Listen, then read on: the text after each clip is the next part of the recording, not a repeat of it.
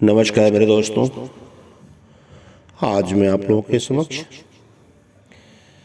एक ऐसी शख्सियत जिसको आप लोग सब बखूबी जानते हैं, उनके बारे में मैं आप लोगों के समक्ष उनकी भावनाएं, उनके विचार जिसको मैं प्रस्तुत करने जा रहा हूं, ध्यान से सुनिएगा। एक दिन एक व्यक्ति धोती पहने, साल ओढ़े, तिरुवनंतपुरम के समुद्र तट पर बैठकर भागवत गीता का पाठ कर रहे थे। वहीं पर एक युवक उनके बगल में आकर बैठ गया और बोला कि मनुष्य चांद पर पहुंच गया और आज भी आप इसी भगवत गीता में लीन हैं। इतना आप विश्वास करते हैं? इस बात को सुनकर उस सज्जन ने लड़के से पूछा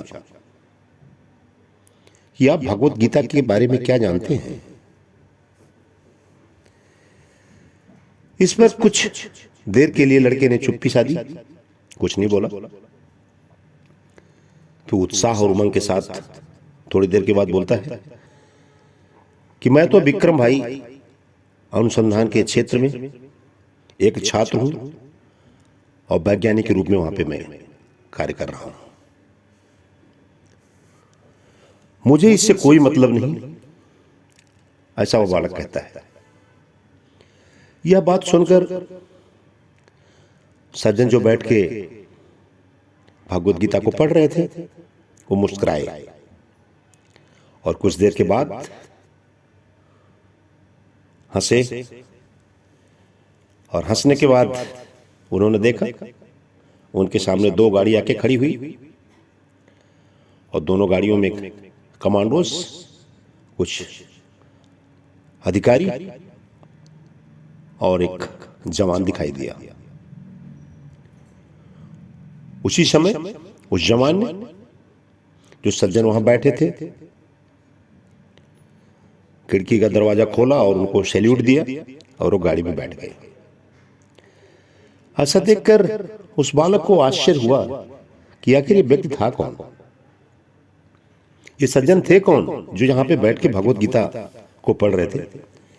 ये अंदर ही अंदर उनके अंदर एक जागरूकता उस बालक के अंदर आई कि हम पता करते हैं कि ये सज्जन थे कौन। जब वो गाड़ी में बैठ के जाने के लिए रवाना हो ही रहे थे कि वो बालक दौड़ के उनके पास गया, बोला कि सर, मैं जानना चाहता हूं कि आप ऐसी कौन से शख्स हैं। तो सज्जन ने बड़े नम्रता से हंसते हुए जवाब दिया, मैं ही विक्रम साराभाई हूं, जहां पे आप अनुसंधान केंद्र में काम कर रहे हैं। यह बात को सुनकर वो बालक बड़ा हैरान हो गया। उस लड़के ने थोड़ी देर अपने भाव में विलीन हुआ, फिर उसने रामायण, महाभारत, भगवत गीता और वैदिक ग्रंथों में अपने आप को व्यस्त कर लिया। इन सब से वो प्रभावित होकर उस बालक ने अपने आत्मकथा में लिखा कि गीता एक विज्ञान है और भारतीयों के लिए अपनी सांस्कृतिक विरासत का गर्व का एक बहुत बड़ा विषय है। अब आप जानना चाहेंगे वो लड़का आखिर है कौन?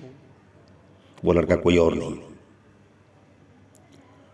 वो लड़का जिसको आप सभी खूब बखूबी जानते हैं, वो हमारे missile man doctor APJ Abdul Kalam ji हैं, जो कि हमारे वैज्ञानिक के साथ साथ हमारे राष्ट्रपति भी रह चुके हैं।